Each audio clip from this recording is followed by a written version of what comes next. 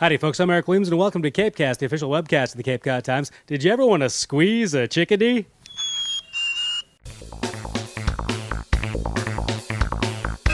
CapeCast. Now, Mike, it's my take that the chickadee is the gateway bird to bird enjoyment around these parts. It's the 70th anniversary of its selection as the state bird. What is your take on these little beauties?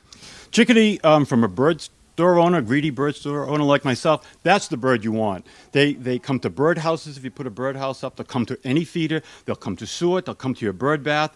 And when they find food, they kind of communicate to each other, there's food here. All the other chickadees come, but all the other birds are in tune to that. The cardinals, the nuthatches, the titmice, they all come too. So if a chickadee finds a feeder first, which usually is the case, you'll get a lot of birds, they'll eat a lot of seed, and then they'll come back to me to buy more seed. What is it aesthetically about the chickadee? You look at it, you say, that's cute. You look at a blue jay, you say, hey, don't beat me up. I mean, what is it with the chickadee? It has to do with this kind of a sweet personality. They come close, but they're not loud like a blue jay. They don't intimidate other birds like a blue jay. And I think it's just a perspective. When a chickadee lands close to you, we call it friendly. If a blue jay does it, it's bold or aggressive. It's the same behavior. It's like trying to take your wallet or something like that. So, Mike, what about chickadee society? Do they have United Nations? Do they drive in limousines? How do they sort of organize themselves? It's actually a little bit of a complicated system. They travel in flocks in the wintertime, and a lot of folks wonder about this because goldfinches will land on a feeder, maybe 10 of them, and all eat and eat and eat, and the chickadee lands, takes the seed, and goes.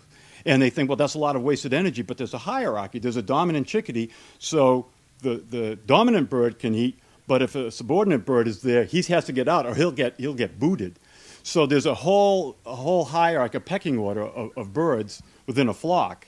So the dominant bird can eat, but if it's a subordinate bird, he takes the seed and goes, which works out better because while the goldfinches are there eating in a flock, they're more likely to get picked off by a hawk. But the chickadees grab their seed and they head to the bushes and eat in peace and some protection there. Now, Mike, one of the things I love about the chickadee is their just tenacious stick-to-itiveness. It's winter, it's cold, the coldest day of the year. They're still coming to your feeder when other birds are hightailing it out of there.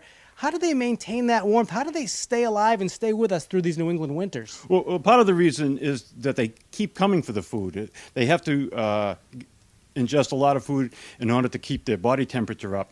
And then at night, they'll go into a birdhouse, or a tree cavity, or even some small enclosed area to sleep for the evening, and they actually drop their body temperature down a little bit. Their heart rate slows down. They go into a bit of a torpor, and then they wake up in the morning, and they're back at it again. Do you have to freak out when your bird feeder runs out of seed?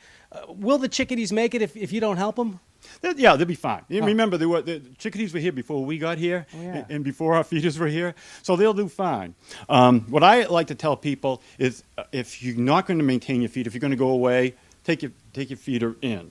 Because birds will spend a lot of time trying to get that last little bit of seed out, and they'll spend a lot of energy, and sometimes they even get stuck in feeders. So if you're going away for a couple of days, in a couple of days, take your feeder in. You don't want to come back and find some kind of catastrophe when you return.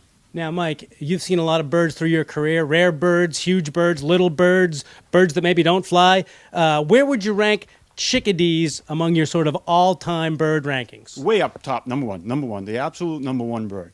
Entertaining, it comes for food, it does everything all the birds do. I would not, if they're going to get rid of all the other birds, that'd be fine as long as we kept the chickadees.